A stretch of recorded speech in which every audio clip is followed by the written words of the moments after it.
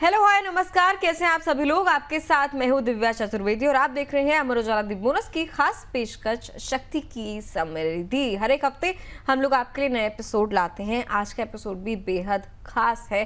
Stock market पर बात होने वाली है। वुमेन एंड स्टॉक मार्केट, ये जो कनेक्शन है कितना गहरा रहा है, कहां पर अड़चने आ रही हैं, तमाम पहलुओं पर बात करेंगे। देखिए, भारत के शेयर बाजार में एक बड़ा बदलाव हमें देखने को मिल रहा है। अब हर चौथा निवेशक हमारी महिलाएं हैं। महिला डीमैट खातों की संख्या तेजी से बढ़ रही है और छोटे शहरों से भी महिलाएं निवेश की दुनिया में कदम रख रही हैं। लेकिन सवाल कई सारे हैं। एक सवाल ये कि जब महिलाएं देश की लगभग आधी आबादी हैं तो बाजार में उनकी हिस्सेदारी सिर्फ 25% के आसपास ही क्यों है? क्या वजह है? निवेश के फैसलों में महिलाएं अभी भी पीछे रहती हैं। शेयर बाजार में एक्टिव पार्टिसिपेशन के बावजूद पुरुषों से क्यों पीछे हैं अब तक महिलाएं और कैसे बढ़ सकती है उनकी भागीदारी? तमाम पहलुओं पर करेंगे चर्चा आज की शक्ति की समृद्धि में। लेकिन उससे पहले नजर डालते हैं दिल्ली की रहने वाली रेखा की कहानी पर। दिल्ली की रहने वाली 42 साल की रेखा अरोड़ा एक हाउसवाइफ है। घर के खर्च से हर महीने कुछ बचत निकालकर वो पहले आरडी और एफडी में पैसा रखती थी। 2021 में उन्होंने अपने नाम से डीमैट अकाउंट खुलवाया और म्यूचुअल फंड एसआईपी के साथ साथ कुछ ब्लू चिप स्टॉक्स में निवेश शुरू किया। शुरुआत में परिवार को संदेह था, लेकिन रेखा ने फाइनेंशियल एजुकेशन वीडियोस और वेबिनार्स की मदद से स्टॉक मार्केट में निवेश की समझ बढ़ाई।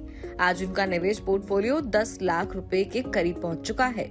रेखा मानती हैं कि महिलाओं को दूसरों पर निर्भर रहने की बजाय अपने वित्तीय फैसले खुद ही लेने चाहिए। तो देखा आपने, रेखा की तरह आप भी स्टॉक मार्केट निवेश में कदम रख सकती हैं और सफल निवेशक भी बन सकती हैं। ये कैसे संभव है? इसके लिए आज ऑन द शो में हम बहुत सारी चीजें डिस्कस करने वाले हैं। सबसे पहले ऑन द शो में आपके लिए बात होगी महिलाओं में कैसे बदल रहा है निवेश का ट्रेंड, किस तरीके से जो इन्वेस्टमेंट का ट्रेंड है महिलाओं के अंतर्गत जो है बदलता हुआ नजर आ रहा है हमें। उसके बाद शेयर बाजार में महिलाओं की हिस्सेदारी कम क्यों है? देखिए, आंकड़ा बढ़ तो रहा है लेकिन पुरुषों की तुलना में अभी भी हिस्सेदारी कम क्यों नजर आती है स्टॉक मार्केट की जब बात आती है महिलाओं की। महिलाओं के सामने सबसे बड़ी बाधाएं जो हैं वो क्या आ रही हैं जब बात डायरेक्ट स्टॉक्स में निवेश करने की आती है? तो क्या ऐसी अड़चनें हैं, क्या चैलेंजेस हैं जो महिलाओं के सामने आ जाते हैं जिसके कारण उन्हें अपना हाथ पीछे खींचना पड़ता है? इसके अलावा वित्तीय साक्षरता से महिलाएं कितनी जागरूक हैं, इस पर भी हम लोग चर्चा करने वाले हैं आज के ऑन द शो में। वित्तीय साक्षरता से महिलाएं कितनी ज्यादा जागरूक होती हुई नजर आ रही हैं। साथ ही आखिर में स्टॉक को लेकर कैसे बड़े आत्मविश्वास, डायरेक्ट स्टॉक्स को लेकर अपना कॉन्फिडेंस किस तरीके से बिल्डअप कर सकती है जितनी भी महिलाएं शक्ति की समृद्धि के इस कार्यक्रम को देख रही हैं। तो चलिए, आज के एपिसोड में तमाम मुद्दों पर विस्तार से चर्चा करेंगे और इस चर्चा में हमारे साथ जुड़ेंगी हमारी बेहतरीन गेस्ट से भी आ रहे वेले अंबाला मैम। बहुत बहुत स्वागत है आपका। आज पहली बार हम आपके साथ डिस्कशन करने शक्ति की समृद्धि में। Thank you so much, Dipa ji, and it's a privilege actually. I'm super excited and topic और ये जो कॉन्सेप्ट आपने आज बात करने के लिए दिया है, आई वाज लाइक स्टॉक्स के ऊपर ही बात करते हैं, but being a girl woman but still being a girl and discussing on this topic is extremely privileged and I'll do my best. मैं कोशिश करूंगी कि आपको वो समझा सकूं जो मैंने समझा है आज। बहुत शुक्रिया मैम। सबसे पहले तो शुक्रिया कि आपने समय निकाला। चलिए, सबसे पहले मैम एक छोटी सी कहानी अभी हमने रेखा की दिखाई थी। दिल्ली की रहने वाली महिलाएं जिस तरीके से स्टॉक मार्केट इन्वेस्टमेंट में उन्होंने ब्लू चिप कंपनीज के स्टॉक के जरिए कदम रखा स्टॉक्स की दुनिया में, क्या किसी भी महिला निवेशक को ऐसे ही स्टॉक्स में कदम रखना चाहिए, ऐसी शुरुआत करनी चाहिए?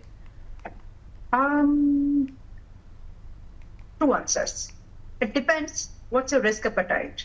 And generally, अगर आप regularly active participant नहीं कर सकते तो आप ब्लू चिप कंपनीज में ग्रेजुअली अपनी इन्वेस्टमेंट की शुरुआत जरूर कर सकते हैं। और एक दूसरा तरीका ये भी है कि ब्लू चिप कंपनीज के अलावा भी देयर आर वेरियस वे। अभी तक का जो ट्रेंड है वो तो यही कहता है कि म्यूचुअल फंड्स के थ्रू, सिप्स के थ्रू, ईटीएफ्स के थ्रू आप अपनी जर्नी को स्टार्ट कर सकते हैं। There are many ways, depend करता है कि आप किस चीज में अपने आप को कंफर्टेबल पाती है। तो आपका कंफर्ट जोन से डेफिनेटली बाहर आना है, लेकिन एक कंफर्टेबल आपका स्टेटस आपको फाइंड करना है जहां पर आपका स्ट्रेस लेवल कम रहे। और म्यूचुअल फंड से, आप सिप से, आप डायरेक्ट ईटीएफ्स की इन्वेस्टमेंट के थ्रू, ब्लू चिप कंपनीज के थ्रू आप इन्वेस्टमेंट स्टार्ट कर सकते हैं। ये 4-5 2-3 तरीके और हैं। ठीक है। तो इन 4-5 तरीकों से आप इन्वेस्टमेंट की शुरुआत कर सकते हैं। एक चीज़ और मैम, भारत में महिला निवेशकों की संख्या लगातार बढ़ रही है, डेटा भी हमें हर साल बताते रहते हैं, लेकिन उनकी हिस्सेदारी अभी भी सिर्फ 25% के आसपास है स्टॉक्स की, जब हम बात करते हैं, स्टॉक मार्केट की बात करते हैं। इस अंतर की सबसे बड़ी वजह आप क्या देख रहे हैं, क्यों इतनी कम एक्सपोजर है? इसका देखिए थोड़ा सा पीछे जाना पड़ेगा फिर इसके लिए हमको, और वो रीजन है कि फाइनेंशियल्स, हमारा स्कूल का जो मैकेनिज्म था ना, पहली बात तो वो उतना फाइनेंशियल लिटरेसी के बारे में नहीं है। मैं ये बिल्कुल मानती हूँ कि वी द वुमेन, हम इस बात को फाइनेंशियली हम फंड्स को बहुत अच्छे से समझते हैं, लेकिन फिर भी कहीं ना कहीं फंड्स की अथॉरिटी, डिसीजन मेकिंग पीछे थी। और ये जो नंबर बढ़ रहा है अभी ग्रेजुअली, अभी सबके पास एक्सेसिबिलिटी मिल रही है इंटरनेट की, डिवाइसेस की, एंड उससे भी ज्यादा अवेयरनेस। तो ये जो अवेयरनेस ग्रेजुअली इंक्रीज हो रही है ना दीपा जी, ये एक बड़ा डिफरेंस क्रिएट कर रहा है। तो जो वेस्ट का ट्रेंड था, accessibility to information, information to resources, वो धीरे धीरे चीजें हमारे यहाँ पर भी अभी दिख रही है। तो ये इस वजह से नंबर थोड़ा सा बढ़ते हुए अब हम देख रहे हैं, but still it's not up to the mark, अभी 25% ही है। तो मैम कि अप टू द मार्क ना होने की वजह क्या है, मतलब सिर्फ 25% तक ही क्यों हो पाया है अब तक ये जो आंकड़ा है महिलाओं का स्टॉक्स में? उसका रीजन देखिए, वही जो अभी हमने बोला ना, डिसीजन मेकिंग, फंड्स मैनेज तो किए हमने, मतलब अगर हम देखें तो हमारे घरों में या जो भी है, एक पैसे को लेकर के निर्णय लेने की जो डिसीजन मेकिंग अथॉरिटी जिसको बोलते हैं ना, वो नहीं थी। एंड ये एक बड़ा रीजन रहा है। बट ये जो जनरेशन अब आ रही है, अर्निंग अभी धीरे धीरे आप देखेंगे तो ज्यादातर लोग, पहले भी होता था, लाइक अगर कोई फार्मर फैमिली है या फिर कोई दूसरी बिजनेसेस फैमिलीज है, छोटे मोटे बिजनेसेस करने वाली, सभी लोग काम करते थे। वुमेन्स इक्वली पार्टिसिपेट करती थी घर में किसी न किसी तरह से अर्निंग को इंक्रीज करने के लिए, बट डिसीजन मेकिंग नहीं थी।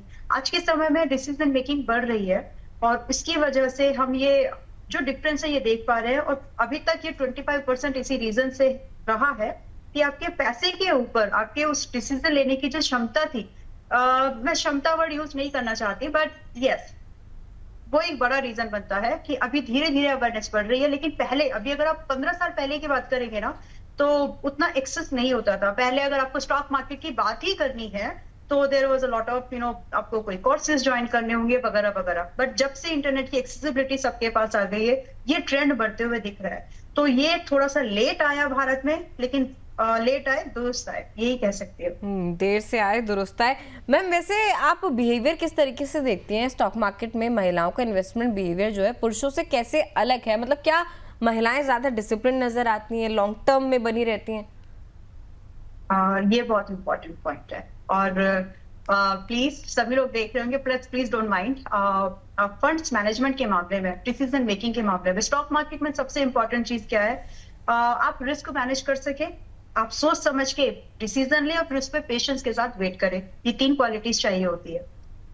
एज ए महिला आपके अंदर ये सबसे ज्यादा खूबी, ये बाय नेचर होती है आपके। And since your start, since your birth, gradually जब आप ग्रो करते हैं अपनी किसी भी फैमिली एनवायरनमेंट में, ज्यादातर मैं इंडियन कल्चर की तो बात कर रही हूँ आपसे कम, तो ग्रेजुअली हम अपनी माँ को, अपनी बड़ी बहनों को हमें देखते हुए आए हैं कि वो कैसे फंड्स को मैनेज करती हैं। तो अभी के लिए मैं सिर्फ एक बात पर इस चीज को पॉइंट करूंगी कि risk management, which is the most important, what should I say, quality to enter in this market. अगर आप रिस्क मैनेज कर सकते हो, यू आर समवन जिसमें इंडियन स्टॉक मार्केट को हैंडल करने के जीन्स है। अगर आप प्रॉपरली, अगर आप पेशेंस के साथ अपने डिसीजन के साथ स्टिक रहते हो, तो यू आर समवन जो स्टॉक मार्केट में अपनी प्रोबेबिलिटी बढ़ाता है सक्सेस होने की। तो ये 2-4 चीजें हैं, और इस मामले में सेबी का डेटा भी यही कहता है दिव्या जी कि वुमेन्स यानी महिलाएं, आपके पुरुष जो हमारे मार्केट में हैं उनसे ज्यादा पेशेंस, कम ब्रोकरेज दिया, यानी इनडिसीजन, बहुत जल्दी घबराती नहीं है, वेल इन्फॉर्म्ड डिसीजन लेने की कोशिश करती है, और जो डिसीजन लिया उसको ठीक से फिर पेशेंस के साथ होल्ड करती है। तो ये जो क्वालिटी है ना, in built in a women, ये स्टॉक मार्केट के लिए एक प्रिविलेज है आपके लिए। अगर आप इसको देखें तो this is in built quality जो गॉड ने आपके अंदर ऑलरेडी देकर भेजा है। ठीक है मैम, मतलब आंकड़ा बेशक कम है, 25% है, लेकिन जितनी भी महिलाएं हैं जो स्टॉक मार्केट पर निवेश कर रही हैं, स्थिरता के साथ, पेशेंस के साथ, सही सोच समझकर निवेश कर रही हैं। एक चीज़ और मैम, बहुत सारे सवाल हमारे पास आते भी हैं इस तरीके के, महिलाएं जो हैं, घर हो गया उनका, फैमिली हो गई, अपनी पति हैं, बच्चे हैं, अगर वर्किंग है तो फिर ऑफिस का काम भी है, इन सब बिजनेस के बीच में से स्टॉक मार्केट पर कैसे नजर रख सकती हैं, कैसे ट्रैक कर सकती हैं उसे? देखो, स्टॉक मार्केट में काम करने के लिए पहले आपको बहुत सारे तरीके हैं, फाइनेंसिंग तरीके, इंस्ट्रूमेंट्स है। According to your schedule, according to कि आप कितना समय दे सकते हो, आप कितना रिस्क ले सकते हैं, उसके हिसाब से आपको अपना प्रोडक्ट चूज करना है। समथिंग जो सबसे आराम से कंफर्टेबली आप कर पाएंगे वो है एक लॉन्ग टर्म इन्वेस्टमेंट। थोड़ा सा अगर आप रेगुलरली कुछ चीजें चेक कर सके वो है मिड टर्म इन्वेस्टमेंट। लेकिन अगर आप थोड़ा बहुत समय, चाहे आप रात का समय हो, दिन का समय हो, दिन में अगर आप थोड़ा बहुत समय, हफ्ते में अगर आप थोड़ा बहुत समय निकाल सकती है, जो भी आपके डिसीजन अपने स्टॉक्स को लेकर के, मैं फिलहाल ये वाली बात डायरेक्ट स्टॉक्स को रिलेटेड है, तो इसके लिए I think in my opinion mid term investment and swing trading something better. आपको अवॉइड करना चाहिए जब आप घर, देखिए जब आप घर संभाल रही है, ऑफिस संभाल रही है, तो आपके पास में दूसरी चीजों को देखने के लिए, because stock market is like a full term commitment, when you are doing trading, investment, दोनों अलग अलग चीजें हैं। बट जब आप इन सब के साथ कुछ करना चाह रही हैं, इंडीड आपको करना भी चाहिए, लेकिन जब आप ये सब कुछ करना चाह रही है तो आपको स्टार्ट करना चाहिए आई थिंक इक्विटीज से, रादर ट्रेडिंग सिर्फ डेरिवेटिव प्रोडक्ट्स। आपको इक्विटीज मार्केट पे ज्यादा फोकस करना चाहिए, कि ना कि जो स्पेक्युलेटिव एक्टिविटीज है उनसे दूर रहें तो ज्यादा बेहतर होगा। ये तब जब आप फुल टाइम मार्केट में नहीं दे पा रही हैं। चाहिए ताकि बेहतर तरीके से स्टॉक मार्केट को समझ पाएं, जो थोड़ी सी टफ टर्म्स होती हैं उनको अच्छे से समझ पाएं। ऑलराइट, तो देखो जैसे अभी बहुत सारी कंपनीज लिस्टेड है, तो मैं अगर स्टार्ट करने वाली बात है तो आज हम एक बहुत लेमैन के, जिन्होंने कभी स्टॉक मार्केट के बारे में बात नहीं की है, मैं उस एंगल से बात करती हूँ। चलिए, तो देखिए स्टॉक मार्केट में बहुत सारी कंपनीज लिस्टेड है, ठीक है। आपको थोड़ा बहुत, अगर आप रेगुलरली स्टॉक्स को नहीं देख, स्टॉक मतलब शेयर्स को, कंपनीज के शेयर्स को जो नेशनल स्टॉक एक्सचेंज या फिर बॉम्बे स्टॉक एक्सचेंज में लिस्टेड, तो वैसी उन वहां लिस्टेड कंपनीज में से कुछ कंपनीज आप ऐसी फाइंड कर सकती हैं जहां पर आप आपके शॉर्ट टर्म या मिड टर्म इन्वेस्टमेंट को आप थोड़े दिनों के लिए एक व्यू बनाती हैं। ऑफ कोर्स इसके लिए आपको थोड़ी स्टडी लगेगी स्टार्टिंग में, लेकिन उसके बेस पर आप कोई बाइंग कर सकती हैं कुछ दिनों के लिए, कुछ हफ्तों के लिए, कुछ महीनों के लिए, या फिर कुछ क्वार्टर्स के लिए। एंड अकॉर्डिंगली आप उसमें जो भी आपकी एक शॉर्ट टर्म इन्वेस्टमेंट है, आप उसके हिसाब से कोई डिसीजन बेचने का ले सकती है। आई मीन उसको फिर आप सेल आउट वगैरह कर सकती है। अभी अगर मैं इसको और थोड़ा इस शॉर्ट उसमें बताने की कोशिश करूं, तो जब आप बिजी हैं, आप दिन में कोई एक ऐसा टाइम तो होगा जहां पर आप अपनी डीमेट अकाउंट को ओपन करके देख सके, राइट। वहां पर आज के समय में डीमेट अकाउंट में बहुत सारी ऐसी फैसिलिटीज आपको मिल जाते हैं जहां पर आप जीटीटी ऑर्डर, यानी टेक्निकल टर्म है लेकिन गुड टिल ट्रिगर्ड, मान लीजिए आपको टीसीएस नहीं, मान लीजिए आपको विप्रो खरीदना, टीसीएस मेरे पास है, मान लीजिए आपको विप्रो खरीदना है, and Wipro you are planning to buy close to 200 for that matter, and current price is like 210। You are thinking कि जब भी ये स्टॉक 200 वगैरह आ जाएगा वहां पर बाइंग करेंगे, और जब ये 230 चला जाएगा तो वहां पर बेच देंगे। अब इसके लिए 10 दिन लग सकते हैं, इसके लिए 3 महीने लग सकते हैं, या फिर 3 क्वार्टर्स में लग सकते हैं। तो ये सारी चीजें आपको आज के समय में जो डिजिटल प्लेटफॉर्म्स हैं ट्रेडिंग के लिए, इन्वेस्टमेंट ब्रोकर्स के जो ब्रोकर्स हैं, वो फैसिलिटीज आपको देती है। तो जब सब चीजों में आप बिजी हैं, इस तरह से आप स्टॉक मार्केट में अपने डायरेक्ट स्टॉक्स पर कोई भी एक्टिविटीज कर सकते हैं। अब नजर रखने वाले जो बात है दैट हाउ टू, किसमें करें किसमें नहीं करें, सो यू कैन सब्सक्राइब। अभी प्लेटफॉर्म एयू बोनस का है, एयू बोनस के जैसी कुछ और प्लेटफॉर्म्स है जो मैं भी यूज करती हूँ। आप स्टॉक्स के बारे में पढ़ना शुरू करिए, कंपनीज किस तरह से रिजल्ट्स पोस्ट करिए उनको पढ़ना शुरू करिए। मैं पर्सनली मनी कंट्रोल, इन्वेस्टर, ये सब यूज करती हूँ। वहां पर आपको कंपनीज के बारे में धीरे धीरे उनके बिहेवियर, उनके फाइनेंशियल्स के इंपैक्ट आपको ग्रेजुअली समझ में आने शुरू हो जाएंगे। तो थोड़ा सा समय अगर आप पढ़ने में बिताने लगे तो आपको धीरे धीरे ना घर को संभालते संभालते, लाइफ के फाइनेंशियल चीजों को संभालते संभालते आपको स्टॉक मार्केट की चीजें भी ग्रेजुअली समझ में आने लगेंगी, और आप अपनी इन्वेस्टमेंट की, ट्रेडिंग की जर्नी वहां से शुरू कर पाएंगे।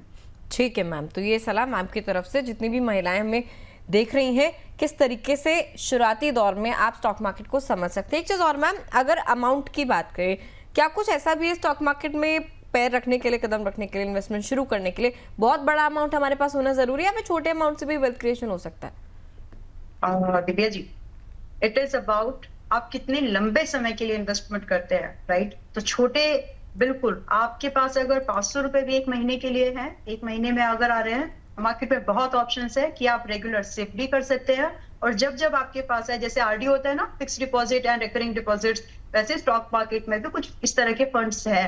तो आपको जरूरी नहीं है कि आपके पास बहुत बड़ा पैसा होगा तभी आप मार्केट में पैसा बनाएंगे। इट्स मोर अबाउट आप रेगुलरली कंसिस्टेंट रह करके डिसिप्लिन वे में, अगर आप अपने उस कमिटमेंट को धीरे धीरे, वो बोलते हैं ना हिंदी में हमारे यहाँ पर, बूंद बूंद से घड़ा भरता है, तो ये वो इफेक्ट देता। तो आपको पूरा का पूरा घड़ा एक बार में जरूरत नहीं है। इट्स अबाउट आदत, आदत बनाओ धीरे धीरे। इन्वेस्टमेंट की आदत जो हमने शायद बचपन में नहीं सीखी, अभी तक हमने बचाना सीखा है, अभी तक हमने उस इन्वेस्टमेंट, बचत में, सेविंग्स में एंड इन्वेस्टमेंट में बहुत बड़ा फर्क है। अभी तक जो आप बचाते हुए आए हैं ना थोड़ा थोड़ा, उस बचत को अभी आप धीरे धीरे अपनी इन्वेस्टमेंट करना शुरू करिए। और इसके लिए लाखों की जरूरत नहीं होती, अगर आपके पास 1500 भी है उससे आप शुरू कर सकते हैं। It's all about discipline, long term commitment. ठीक है, डिसिप्लिन, लॉन्ग टर्म कमिटमेंट, ये 3 मंत्र जो है आपको याद कर लेने हैं अगर आप निवेश की शुरुआत कर रही हैं, खासकर कि डायरेक्ट स्टॉक्स में।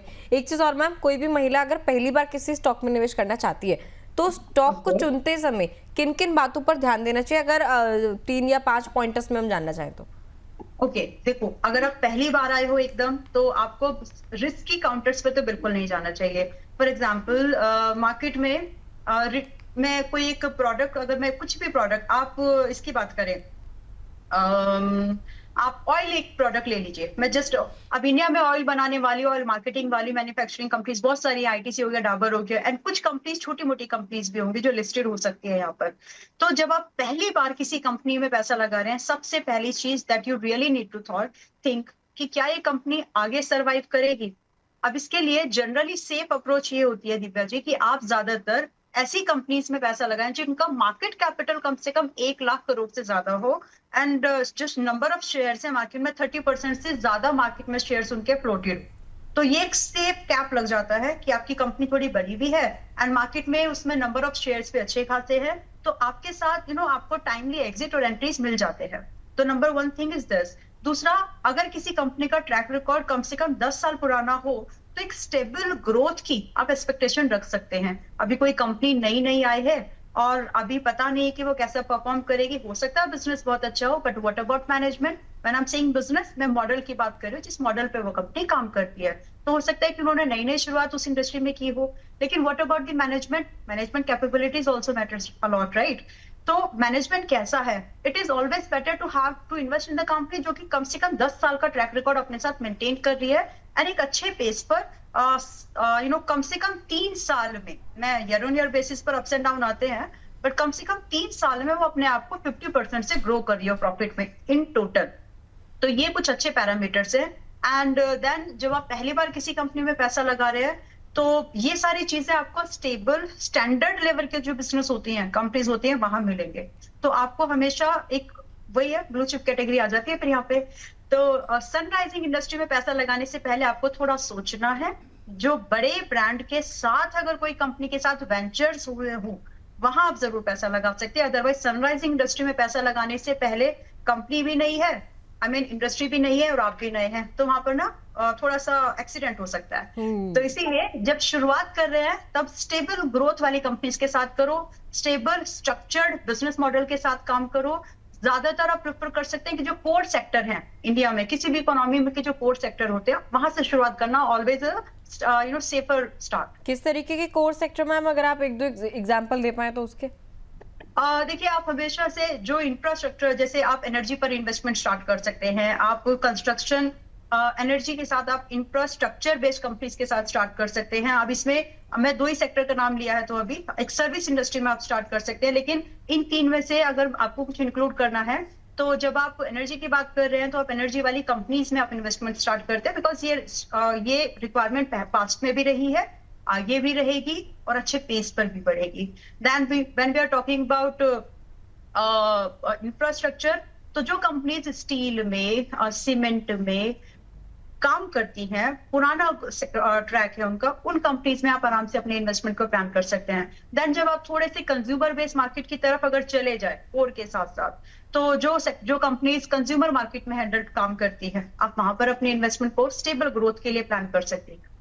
ठीक है, तो ये जैसे जो कि हाँ जी डाबर, आईटीसी, मैरिको, और ये कुछ ऐसे सेक्टर्स हैं। हालांकि मैं आपको अगर एक बात और इसमें थोड़ा इंक्लूड करना चाहूँ कि कोर के साथ साथ आप फाइनेंशियल सेक्टर इंडस्ट्री के स्टॉक्स और साथ में कोशिश करके जब आप अपनी पोर्टफोलियो के बारे में डिसाइड कर रहे हो, just close your eyes for a while and think कि आपकी लाइफ में कौन सी ऐसी चीजें हैं जिसके बिना आपकी लाइफ बिल्कुल मतलब वर्स्ट के सिनारियो में भी नहीं चल पाएगी, right? As a human being आपको वो चीज देखना है कि इंसान के लिए सबसे इंपॉर्टेंट क्या है, और फिर वही चीज आपको एक कंट्री के पॉइंट ऑफ व्यू से देखनी है। तो ऐसी चीजें जिसके बिना ना एक इंसान रह सकता है ना ही कोई कंट्री, वहां पर अगर आप अपनी इन्वेस्टमेंट प्लान करें तो ज्यादा बेहतर आइडिया के तौर पर वो निकलते हैं। तो मैम क्या कुछ ऐसा भी है कि महिलाओं को उन्हीं कंपनियों में थोड़ा ज्यादा रुझान रखना चाहिए जिस तरीके के प्रोडक्ट्स या सर्विसेज वो खुद रोजमर्रा की जिंदगी में यूज कर रही हैं? Actually not really, but most of the cases में आपको बहुत सारे आइडियाज वहीं मिल जाएंगे, बिकॉज जो भी कंपनीज, जो भी बिजनेसेस मैन्युफैक्चर या सर्विस प्रोवाइड करते हैं, वो एज एन ह्यूमन बीइंग हम उनको कहीं ना कहीं कंज्यूम करते हैं। I just give some example. हम एनर्जी यूज करते हैं, हम पर्सनल केयर प्रोडक्ट्स यूज करते हैं, हम हेल्थ केयर प्रोडक्ट यूज करते हैं, हम ट्रांसपोर्टेशन यूज करते हैं, एंड हम लोग इंटरनेट यूज करते हैं, टेलीकॉम सर्विसेज हम यूज करते हैं। तो बस यही वो सेक्टर्स हैं जहां पर इन्वेस्टमेंट सही अगर समय पर अगर आप लगाएं तो ये वो ऐसे सेक्टर्स हैं जो कि कभी बंद नहीं होने वाले हैं। कहने का मतलब आपकी नीड्स के हिसाब से जो रोटी कपड़ा मकान, ये जो बेसिक नीड्स है जिसमें पूरा मतलब बोल लीजिए कि पूरा धरातल टिका हुआ है, तो ये जो रोटी कपड़ा मकान वाली इन्वेस्टमेंट थीम है ये कभी नहीं खत्म होने वाली है। तो अगर आप इस पर भी फोकस करके अगर आप काम करें तो बहुत हद तक आप अपने एक ऐसे पोर्टफोलियो का निर्माण कर लेंगे जहां पर मतलब जैसे जैसे आपकी नीड्स बढ़ेंगी, जैसे जैसे इन्फ्लेशन बढ़ेगी, वो आपके समय के साथ वो भी बढ़ता चलेगा। ठीक है मैम, चलिए आगे बढ़ेंगे, चर्चा जारी रहेगी, लेकिन उससे पहले कुछ एक हमारे दर्शक हैं जिनके सवाल हमारे पास आए हुए हैं। एक एक करके उन सवालों पर जाते हैं, उनके जवाब अंबाला मैम से लेने की कोशिश करेंगे। सबसे पहले स्वाति मिश्रा का सवाल लेंगे। पटना से सवाल भेजा है इन्होंने, कह रही है मैं हाउसवाइफ हूँ, बोनस पर रोज स्टॉक के शोज देखती हूँ। फिर तो आप रोज अंबाला मैम को भी देखती होंगी। अपने नाम से निवेश शुरू करने के लिए मुझे क्या करना होगा? मैम, स्वाति जी के लिए सबसे पहले स्टेप क्या होना चाहिए? बहुत सिंपल है। सबसे पहले तो आपके पास आपका आधार, पैन, मोबाइल नंबर और डीमैट अकाउंट की रिक्वायरमेंट है। तो अगर आपके पास ये बेसिक डॉक्यूमेंट्स है, you are good to go to start. And आज की डेट में आई होप ये सारे डॉक्यूमेंट ऐसे ही हैं जो सबके पास है। पैन कार्ड की जरूरत है, पैन कार्ड नहीं है तो बनवा लीजिए। पैन कार्ड के बिना आप कोई भी फाइनेंशियल एक्टिविटीज नहीं कर पाएंगे। नाउ जो आप ये शो देख रही हैं तो मैं मान के चल रही हूँ कि आपके पास ये जरूर होगा।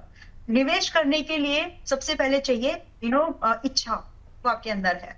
और अगर आपके पास निवेश की इच्छा है तो आप अपना डीमैट अकाउंट ओपन करके, अगर डीमैट अकाउंट भी ओपन नहीं करना है तो आप अपने बैंक के पास जाकर के बता दें उनको कि भैया मुझे अपनी इन्वेस्टमेंट स्टार्ट करनी है, help me out, they will help you. और इसके लिए थोड़े से पैसे से शुरुआत करने की जरूरत है। वो थोड़े से पैसे किसी के लिए 500 हो सकते हैं, किसी के लिए 10 लाख हो सकते हैं, किसी के लिए 5,000 हो सकते हैं। It's just a number. आपके हिसाब से जैसे हर किसी के लिए अपना घर अपना संसार होता है ना, वैसे ही आपके कैपिटल के हिसाब से वो एक बड़ा नंबर भी हो सकता है और किसी के लिए वो छोटा नंबर भी हो सकता है। सो डोंट ट्राई टू, मैंने ये वर्ड जानबूझकर यूज किया है डोंट वाला, सो प्लीज माइंड मत करिएगा, but don't try to compare yourself with anybody else. जो आपके पास है, जितना आपके पास है और जब आपके पास है, तब से आप अपनी इन्वेस्टमेंट प्लान करना शुरू करिए। बस इतना सही है। अगर आपके पास डीमैट अकाउंट खुद का है तो आप अपने डीमैट अकाउंट से स्टार्ट कर सकती है। अगर नहीं है, try to reach out to your bank. अगर आप वो भी नहीं करना चाहते तो मार्केट में बहुत सारे ऑप्शंस है दिव्या जी। अब ये प्रमोशन हो जाएगा, but just to name some, angel one है, जीरोधा है, आईसीआईसीआई डायरेक्ट है। ये सारे ऐसे प्लेटफॉर्म्स हैं जहां पर आप अपनी इन्वेस्टमेंट के लिए डीमैट अकाउंट ओपन कर सकते हैं। इसके बिना नहीं होता है। ठीक है, तो इस तरीके के फिनटेक प्लेटफॉर्म्स का भी आप सहारा ले सकते हैं। उसके अलावा मैम ने कहा कि बैंक को जाके आप कांटेक्ट कर सकती हैं। तमाम रास्ते आपके पास और भी। आगे बढ़ेंगे श्रेया दत्ता के सवाल पे पंजाब से। करियर घर में स्टॉक में निवेश के जरिए रिटायरमेंट प्लानिंग करना चाहूँ तो क्या ये पॉसिबल है? मैम, स्टॉक्स काफी वॉलेटाइल भी माने जाते हैं, रिटायरमेंट की प्लानिंग के लिए क्या कहेंगे आप? वैसे इसके लिए आपके फाइनेंशियल एडवाइजर से आपको स्पेसिफिक पर्सनलाइज सलाह मिल जाएगी, बट इन जनरल जितना जल्दी आप स्टार्ट करेंगी आप उतना ही स्टॉक्स वॉलेटाइल होते हैं, there is no guarantee. But market में ना कुछ इस तरह के फंड्स बने हुए हैं जो कि नॉट डायरेक्टली आपको शायद म्यूचुअल फंड्स में इस तरह के कुछ प्लान्स मिल जाए, या फिर कुछ इस तरह के इंश्योरेंस लिंक्ड आपको कुछ प्लान्स मिल जाए जहां पर आप अपने रिटायरमेंट की प्लान कर सकते हैं। बाकी इंडियन मार्केट में पीपीएफ होते हैं, पब्लिक प्रोविडेंट फंड, वहां से भी आप कुछ इस तरह की इन्वेस्टमेंट वहां पर डायरेक्टली कुछ कर सकती हैं। बट पूरा का पूरा पैसा मैं रिटायरमेंट प्लानिंग के लिए एक डाइवर्सिफाइड अगर आपका पोर्टफोलियो नहीं है तो मैं फिर सजेस्ट नहीं करूंगी। There should be there should be a very very beautiful balance. आप कुछ पैसा अपने फंड्स आपके एफडीज में रख लो, थोड़ा ही, ज्यादा नहीं रखना। Just like it should be like liquid activities, liquid funds. लेकिन कुछ ज्यादातर पैसा आप ऐसे क्वालिटी स्टॉक्स में रखिए जो कि निफ्टी नेक्स्ट 50, ये नाम शायद थोड़ा टेक्निकल लगे आपके लिए, लेकिन ऐसी कंपनीज जो कि इंडिया की टॉप 100 की लिस्ट में आती हैं, वहां पर उन कंपनीज के, ध्यान से सुनिएगा प्लीज, जो कंपनीज इंडिया की टॉप 100 लिस्ट में आती है वहां पर कोलैप्स होने की जो प्रोबेबिलिटी है बिजनेसेस की कंपैरेटिवली लोअर होती है। तो अगर आप ऐसे फंड्स के थ्रू ऐसी कंपनीज में अगर आपने अपना प्रॉपर बैलेंस्ड पैसा लगाया है तो आप धीरे धीरे अपने रिटायरमेंट के लिए आप एक अच्छा फंड एक्सपेक्ट कर सकती हैं। लेकिन इससे भी बेहतर ये होगा कि अगर आप डिविडेंड ओरिएंटेड फंड्स में या फिर डिविडेंड ज्यादा देने वाली कंपनीज में अपना मोटा पैसा लगाएं तो उससे क्या है कि हर क्वार्टरली जब भी वो कंपनीज, कुछ कंपनीज क्वार्टरली डिविडेंड देती हैं, कुछ कंपनीज 6 मंथ में, कुछ ईयरली डिविडेंड अनाउंस करती है, तो इस तरह से आपका जो भी वो पैसा आ रहा है इक्वली आपके बैंक अकाउंट में फिर वो आता है एंड उसके हिसाब से आप अपनी रिटायरमेंट प्लानिंग कर सकते हैं। बट इसके अलावा अगर आप थोड़ा सा जानकारी और ले लें म्यूचुअल फंड्स के थ्रू, तो कुछ रिटायरमेंट फंड्स भी अभी मार्केट में हैं और कुछ insurance based linked retirement funds भी हैं, आप उनको एक बार एक्सप्लोर कर सकती हैं। ठीक है, तो एफडी, क्वालिटी स्टॉक्स यानी कि निफ्टी 50 या फिर निफ्टी नेक्स्ट 50, इसके अलावा डिविडेंड ओरिएंटेड स्टॉक्स में आप जा सकती हैं। साथ ही रिटायरमेंट फंड जो कि म्यूचुअल फंड की कैटेगरी में आता है, उनमें आप अपने निवेश की शुरुआत कर सकती हैं। अगले साल पे बढ़ेंगे श्रेया नायर जी के बेंगलुरु से, कह रही हैं अगर कोई स्टॉक पहले ही काफी तेजी दिखा चुका है तो क्या उसमें निवेश करना चाहिए या फिर नए अवसर तलाशने चाहिए? मैम, ओके, बड़ा ये सवाल बहुत इंटरेस्टिंग है एंड डिपेंड करता है। देखो, अभी जब हम बात इन्वेस्टमेंट की कर रहे हैं तो एक कहावत चलती है और मैं इसको कई बार यूज कर चुकी हूँ, अच्छी चीज को अच्छे दाम पर खरीदना, यू आर जीनियस। अच्छी चीज को बुरे दाम पर खरीदना, यू आर अ पोमो पर्सन, आपको पोमो हो गया है। तो कोशिश करिए, पोमो भी एक बीमारी है वैसे, तो कोशिश करिए कि जो कोई चीज अच्छी है, देखिए जिस तरह से एक रियल लाइफ एग्जांपल आपको देती हूँ, एक्सर्शन ना सिर्फ इंसान को बल्कि प्राइस को भी होता है। अगर कोई भाव किसी भी स्टॉक का क्यों ना हो, अगर वो बहुत अच्छा चल चुका है, पेशेंस रखिए, समय आता है जब उसको करेक्ट होना है, क्योंकि profit booking is the real thing in this market. अगर कोई स्टॉक बहुत अच्छा चल गया है और आपका होराइजन उसको लेकर के 5 साल से कम का है, मैं मेरे स्टेटमेंट को आप दोबारा सुन लीजिएगा, if a stock perform really well, out performing stock रहा 110%, 2 महीने 3 महीने समथिंग लाइक दिस, और आप उस स्टॉक में सोच रहे हैं कि अगले 5 साल तक आप उसको आराम से होल्ड नहीं करने वाले हैं, अगर वो 10% टूटा, 20% टूटा, 30% टूटा और आप पैनिक में आ जाएंगे, तो फिर ऐसी कंडीशन में इन्वेस्ट नहीं करना। 1-2 साल का इन्वेस्टमेंट ऐसे स्टॉक में आपको महंगा रिस्क रिवॉर्ड दिलवा सकता है। तो बेटर ये है पेशेंस के साथ, 5000 से ज्यादा स्टॉक्स है, कहीं ना कहीं मूवमेंट हो रही होती है, आपको सिर्फ ढूंढना है वो कौन सा वो हीरा है जो धूल में पड़ा हुआ है फिलहाल के लिए। तो जो चल गया है, जब तक सही, अच्छी चीज में भी जब तक, यानी अच्छे स्टॉक में भी जो फंडामेंटल अच्छे हैं, अगर सही भाव नहीं आया तब तक रुकिए, और जब भाव आ जाए तब पूरे नॉइज को कट करो और अपनी इन्वेस्टमेंट डिसीजन मेकिंग टाइम से लो, ताकि आप अगले कुछ सालों के लिए स्टॉक को होल्ड कर सके। लेकिन भागते हुए रेल को पकड़ने की मेरी तो आदत नहीं है। अच्छा, चलिए ठीक है, और यही मंत्र जो है आपको भी अपनाना है। खैर स्वाति और श्रेया जी की तरह आप भी हमें अपने सवाल भेज सकते हैं शक्ति की समृद्धि के लिए। कैसे? तरीका बहुत आसान है। यूट्यूब के कमेंट सेक्शन में, इस वीडियो के कमेंट सेक्शन में अपने सवाल लिख सकते हैं। इसके अलावा जो हमारा व्हाट्सएप नंबर है 9354027995, इस नंबर पर शक्ति लिखकर आके अपना सवाल लिख दीजिए, या फिर जिस विषय पर आप शक्ति की समृद्धि में चर्चा सुनना चाहते हैं, जिस टॉपिक पर चर्चा सुनना चाहते हैं, उसको लिख दीजिए और हमें भेज दीजिए हमारे व्हाट्सएप नंबर पर, या फिर फेसबुक पर, या फिर एक्स हैंडल पर भी आप हमें अपने सवाल भेज सकते हैं। चलिए आगे डिस्कशन करेंगे, लेकिन उससे पहले चलते हैं हमारी सहयोगी अंजलि के पास, जो भारतीय शेयर बाजार में महिला भागीदारी से जुड़ा एक बहुत ही रोचक डेटा हमारे लिए लेकर आई हैं। अंजलि, बहुत शुक्रिया दिव्या। और चलिए एक डेटा हम आपको दिखाते हैं जहां पर हम देखेंगे कि इंडियन स्टॉक मार्केट में कैसी है महिलाओं की भागीदारी। एनएससी का ये डेटा है, आप देखेंगे सितंबर 2025 का, और यहां पर कुछ स्टेट्स हैं, आप उन पर गौर करेंगे तो देखेंगे कि गोवा में 33%, यानी कि स्टॉक मार्केट में किस राज्य में महिलाओं की किस तरीके से हिस्सेदारी, कैसी भूमिका है, वो हम देख रहे हैं, कैसी भागीदारी है। तो गोवा की अगर हम बात करते हैं तो 33% है। इसके अलावा मिजोरम की अगर हम बात करें तो यहाँ पर 32% महिलाओं की भागीदारी है इंडियन स्टॉक मार्केट में।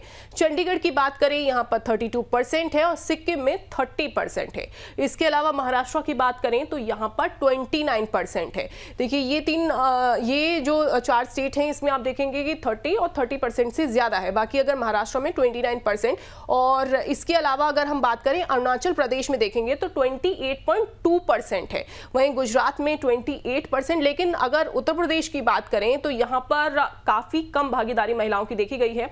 19% ही महिलाओं की भागीदारी है, यानी कि 20% से भी कम। चलिए बहुत बहुत शुक्रिया अंजलि, ये डेटा आप लेकर आई, और इस डेटा को लेकर अब माला मैम के पास चलते हैं। मैम, आप पहले तो इस डेटा को कैसे देख रही हैं? अलग अलग स्टेट का कैसा इन्वॉल्वमेंट है महिलाओं का अलग अलग राज्यों से स्टॉक मार्केट में? दूसरा ये कि जो छोटे राज्य हैं, जैसे सिक्किम हो गया, गोवा हो गया, मिजोरम हो गया, उनसे शेयर मार्केट की दुनिया में ज्यादा भागीदारी महिलाओं की नजर आ रही है। मेट्रो शहर की महिलाएं क्यों इस रेस में पीछे हैं? पहले तो दिव्या जी, ये डेटा बहुत अपने आप में बहुत इंटरेस्टिंग इनसाइट्स दे रहा है कि इसका स्टेट के साइज से और स्टेट के particularly what do we call it, economic standard से या फिर बेंचमार्किंग से कोई फर्क लेना देना नहीं है। एक तरफ आपका महाराष्ट्र है which is economic capital of India, एक तरफ आपका गोवा है, राइट? इस मामले में अगर मैं आपको ये स्टेटमेंट देना चाहती, मेरा मन था कि मैं ये बोलूं, लेकिन डेटा कुछ और ही कह रहा है। वरना केरल साउथ की जो एरिया है वो इस डेटा में नंबर 1 होती। अगर सिर्फ एजुकेशन की बात है कि जहां पर लिटरेसी परसेंटेज ज्यादा है वो स्टेट सामने है क्या, वैसी बात नहीं है। डेटा सिर्फ आपको कुछ और बता रहा है कि जहां पर इट्स ऑल अबाउट कि आप आज के समय में आबादी जहां ज्यादा है वहीं पर वुमेन पार्टिसिपेशन ज्यादा बढ़ने वाला है, ऐसा नहीं है। इट डिपेंड करता है कि जहां पर आपके पास में एक्सेसिबिलिटी मिलती जा रही है, जहां पर आपके पास में, या फिर इस चीज को एक और तरीके से आप देखें, जहां पर रोजगार जहां पर जनरेट हो सकते हैं ज्यादा, वहां पर आप देखने के लिए मिल रहा है हमको कि जहां पर women participation already, I quote this, जहां पर वुमेन पार्टिसिपेशन ऑलरेडी इन किसी ना किसी बिजनेसेस में या किसी ना किसी प्रोफेशन में ज्यादा रहा है, वहां पर हमको ये एडेप्टेबिलिटी स्टॉक मार्केट को लेकर के थोड़ी ज्यादा देखने के लिए मिल रही है। तो ये डेटा से ये इंसाइट तो हम जरूर ले सकते हैं। दूसरी बात, जो आपने एक दूसरा सवाल पूछा कि क्यों रूरल वाले सेगमेंट से महिलाएं ज्यादा आगे दिख रही है, और हमारा जो मेट्रो सिटीज वाला, यही सवाल था ना आपका? नहीं, रूरल वाला सेगमेंट नहीं मैम, शहर छोटे हों बेशक, लेकिन अर्बन ही शहर है। गोवा ले लीजिए आप, मिजोरम ले लीजिए, इसके अलावा सिक्किम ले लीजिए, छोटे शहरों से ज्यादा भागीदारी है, और जबकि दिल्ली मुंबई जैसे जो शहर है, महाराष्ट्र हो गया, वो पीछे नजर आ रहा है। तो मैंने वही चीज एक्चुअली कि जो आपका ये ऐसे स्टेट्स रहे हैं जहां पर ऑलरेडी किसी ना किसी रीजन से आप मतलब पहले भी प्रोफेशंस में इक्वली अर्निंग के लिए वुमेन पार्टिसिपेशन पहले से ही ज्यादा रहा हो। ये वो सारे स्टेट्स हैं। जैसे मिजोरम में आप देखेंगे कि कहीं ना कहीं वहां पर वुमेन्स भी लगातार काम करती हैं, सिक्किम जैसे स्टेट्स में, गोवा जैसे स्टेट्स में। मतलब आप मैं इसको और एक और थोड़ा अच्छा बोलने की कोशिश करूँ तो जहाँ पे लड़का और लड़की बहुत हद तक सेम अपॉर्चुनिटीज मिल सकती हैं या ट्रीटमेंट मिलता है, वहां पर ये अडेप्टेबिलिटी हमको थोड़ी ज्यादा देखने के लिए मिल रही है। तो ये एक बड़ा कारण है, एंड इट्स ऑल अबाउट इसकी जो शुरुआत है जब आप फाइनेंशियल स्टडी की बात करते हैं, तो ये भागीदारी बढ़ने के पीछे आप किस तरह से आपके घर में जो नर्चरिंग मिल रही है एज अ मदर, जब I am a mother of a daughter, a very beautiful daughter, actually she is very kind. But जब हम अपने बच्चों को रेज कर रहे हैं तो हमें उनको ये बताते समय रेज करना है कि भैया या बेटा, जो भी आप मतलब आपके पास में है, आपको इक्वली राइट्स हैं और आपको अपने पैसे की जिम्मेदारी लेनी है। जितने स्टेट्स में हम लोग ये देख रहे हैं जिसमें कि यूपी कम है, उत्तर प्रदेश का नंबर काफी पीछे दिख रहा है परसेंटेज वाइज पार्टिसिपेशन में, बाकी का ज्यादा दिख रहा है। तो वहां पर एक ट्रेंड था दिव्या जी कि वहां के लोग ज्यादातर थोड़े ओपन नेचर के, ये adaptability, that means what I am trying to say कि एडेप्टेबिलिटी इन लोगों के ज्यादा नई चीजों को ग्रैब करना, नई चीजों को एक्सेप्ट करना, वो यहाँ पर थोड़ा हमको ज्यादा देखने के लिए मिल रहा है। और यही रीजन है कि स्टॉक मार्केट को भी उन लोगों ने जल्दी यहाँ पर महिलाओं ने ज्यादा जल्दी एक्सेप्ट किया है। एक्चुअली महिलाओं के एक्सेप्टेंस के साथ साथ फैमिली का भी सपोर्ट होना उतना ही जरूरी है। एंड पब्लिक प्लेटफॉर्म है, कहना नहीं चाहिए, लेकिन कहीं ना कहीं जो हमारे बड़े स्टेट्स हैं, चाहे वो उत्तर प्रदेश हो गया या बिहार हो गया या फिर महाराष्ट्र, मतलब बाकी कुछ स्टेट्स, वहां पर थोड़ा सा संकोच तो अभी भी है और यही कारण मुझे लगता है मेन है। बट ग्रेजुअली चीजें ओवरकम होंगी। और जिस तरह से इंटरनेट ने सबको समान मौका दिया है ना, like it's not limited to metros anymore. तो अगर आपके पास एक मोबाइल है, अगर आपके पास में इंटरनेट है, अगर आपके पास में डीमैट है एंड आप थोड़ा बहुत स्टॉक मार्केट को समझते हैं, so you are equally applicable, equally eligible to invest in stock market as a girl sitting in Delhi और सिटिंग इन कोलकाता और सिटिंग इन मुंबई। तो ये आपके सामने भी उतनी ही समान अपॉर्चुनिटी है। इट्स ऑल अबाउट कि अब आपके पास में मौका है, अब मत खो देना। ठीक है मैम। चलिए, वैसे अपॉर्चुनिटी तो छोटे शहरों की महिलाएं लगातार उठाती हुई नजर आ रही हैं। इनफैक्ट हम देख ही रहे हैं, दिल्ली एनसीआर जैसा शहर हो गया, वो इस लिस्ट में शामिल नहीं था। महाराष्ट्र भी थोड़ा सा पीछे नजर आया, जबकि जो छोटे शहर हैं वो थोड़े छोटे राज्य जो है आगे नजर आ रहे हैं। चलिए आगे बढ़ेंगे। मैम एक चीज़ और, एक हमारे कॉलर का सवाल है, उस पर जाए उससे पहले, कोई भी महिला जो है निवेश जब करती है स्टॉक में, तो कोई अच्छे स्टॉक वर्सेस ट्रेंडिंग स्टॉक में डिफरेंस कैसे पहचाने? कई बार होता है ना कि ट्रेंड में आ जाता है और बहुत सारे इन्फ्लुएंसर्स भी हैं, बहुत सारी सोशल मीडिया की बातें हैं, उनके इन्फ्लुएंस में आके कहीं वो निवेश ना कर दे। Alright, valid, very relevant one.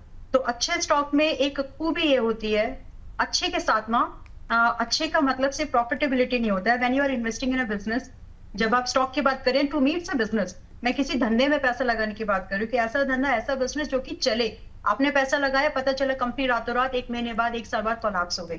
सबसे पहला फिल्टर आपको ये देखना है, trending stock versus a good quality stock. जिस दिन आपने पैसा पुराना पीछे पूरा भूल जाइए। आपके सामने 2 कंपनीज खड़ी हैं, जिस दिन आपने पैसा लगाया, आज पैसा लगाने के बाद क्या ये कंपनी अगले 5 साल जिंदा रहेगी? दैट मीन्स लॉन्जेविटी टेस्ट, यानी क्या कंपनी का बिजनेस मॉडल वैसा है कि वो आगे 5 साल 10 साल चल सकता है। दूसरा, आपको ये देखना है कि क्या वो कंपनी अपने स्टॉक, जिस स्टॉक में पैसा लगाने की बात कर रहे हैं, अंडर वैल्यूड है या नहीं। ये आपको एक क्वालिटी चेक, ये आपको फिर एक फाइनेंशियल चेक जरूर देखना है। वो अंडर वैल्यूड आपको प्राइस टू अर्निंग रेशियो से पता चल जाता है, और कई बार कंपनीज की एसेट क्वालिटी का कंपैरिजन करने से पीयर टू पीयर वो भी पता चलता है। तो और इसके साथ साथ जब आप किसी कंपनी ट्रेंडिंग स्टॉक में जब आप पैसा लगाने की बात कर रहे हो, तो ट्रेंडिंग स्टॉक से एक और इंपॉर्टेंट बात, good stock and a trending stock, आपको it's not about only getting entry, right, it's also about the timely exit.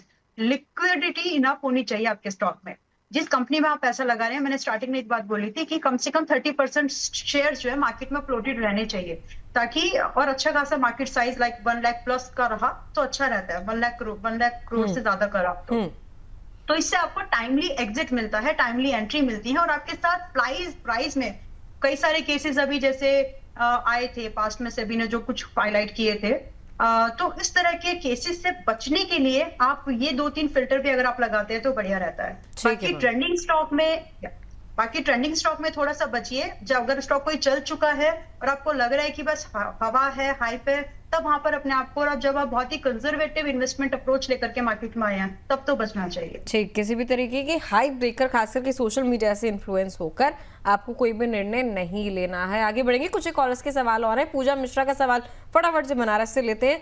कह रही है, मैं अपनी बेटी की हायर एजुकेशन के लिए निवेश करना चाहती हूँ, क्या 10 से 15 साल के गोल के हिसाब से स्टॉक्स अच्छा विकल्प हो सकते हैं? मैम एक क्विक आंसर पूजा मिश्रा जी के लिए। पूजा जी, आपके लिए तो 10-15 साल का investment horizon it's a quite enough. पहले तो ये बात। और अगर आप इक्विटी म्यूचुअल फंड्स के थ्रू इस बैलेंस्ड अप्रोच में जाएं, क्योंकि आपको जब आप इक्विटी म्यूचुअल फंड्स के थ्रू जाते हैं तो एक फंड मैनेजर ऑलरेडी आपके लिए एक बेटर काम कर रहा होता है, because that person is being paid for that, and also they are not taking biased decision. क्योंकि जब आप अपना पैसा खुद मैनेज करते हैं ना, तो एक इमोशनल अटैचमेंट रहता है, आप रैशनल थोड़ा सा पीछे छोड़ देते हैं। It's human nature. तो अगर आप एक स्टॉक मार्केट के थ्रू इसको प्लान कर रहे हैं, तो मैं आपको इक्विटी म्यूचुअल फंड के थ्रू जाने की ज्यादा सलाह दूंगी। और ये मेरे ख्याल से 10-15 साल के समय पर it gonna work better, rather कि आप अपने फंड्स को खुद मैनेज करें। ठीक है, तो म्यूचुअल फंड के जरिए से जो है आपको जाना है। आगे बढ़ेंगे। रितु सक्सेना का सवाल नोएडा से ही है, कह रही है मैं नई निवेशक हूँ, न्यू इन्वेस्टर हूँ। जब शेयर बाजार में बड़ी गिरावट आती है तो डर लगने लगता है, ये तो बहुत स्वाभाविक है। ऐसे में बाय होल्ड या सेल क्या रणनीति सही रहती है? मैम बिल्कुल ही फ्रेश इन्वेस्टर लग रही हैं, बहुत ही नई लग रही है स्टॉक मार्केट में। क्या इनका जो सवाल है इस पर आपकी क्या राय रहेगी? बाय होल्ड सेल क्या करें? ऑलराइट, तो जिस दिन आपने शुरुआत की है, मैं इसका एक छोटा सा एग्जांपल, एक साइकिल, आप एक साइकिल घूम रहे हैं, देखो प्लीज इसको अच्छे से समझ लेना। पहले कई बार एग्जांपल मैंने यूज किया है। There is a cycle, right? एक सर्कल है जो अपनी धुरी वजह से धरती घूमती रहती है ना, तो एक सर्कल पर हम लोग घूम रहे हैं। स्टॉक मार्केट का एक साइकिल होता है। अब इस साइकिल में आपने बॉटम में एंट्री की, यानी गिरावट में एंट्री की, या फिर आपने थोड़े से पीक में, या फिर आपने एकदम मैच्योरिटी वाले फेज पर जाकर के आपने एंट्री की, तो ये आपकी एंट्री के ऊपर डिपेंड करता है। अभी आपको कैसे पता चलेगा और मुझे कैसे पता चलेगा कि हमने कौन से फेज में एंट्री की है? किसी को पता नहीं चलता है, राइट? इट जस्ट लाइक कुछ टेक्निकल टूल्स हैं जिसका आप यूज करके ये पता कर सकती हैं कुछ हद तक, बट नॉट एब्सोल्युटली। तो पहली बात तो ये कि आप टाइमिंग करने की जो थोड़ी सी तकलीफ हम लोग करते हैं कि मैंने जब एंट्री की तभी से मार्केट गिर गई, तो मैं वही समझाने की कोशिश करूं, देयर इज अ साइकिल, और ये किसी को नहीं पता कि पीक कहां पर है, मैच्योरिटी कहां पर है, या फिर डिक्लाइनिंग फेज कहां पर आया है। जिस दिन आपने एंटर किया, हो सकता है कि आपकी एंट्री पीक पर हो गई और उसके बाद आपको पूरा बॉटम देखना है, या फिर आपने मैच्योरिटी फेज में एंट्री की, उसके बाद आपको पीक देखना है। So at the time of investment, पहले तो ये एक रियल ट्रूथ है जो आपको ही नहीं ऋतु जी, सबको समझना है, सबको एक्सेप्ट करना है। मैं भी कर चुकी हूँ ये चीज को एक्सेप्ट।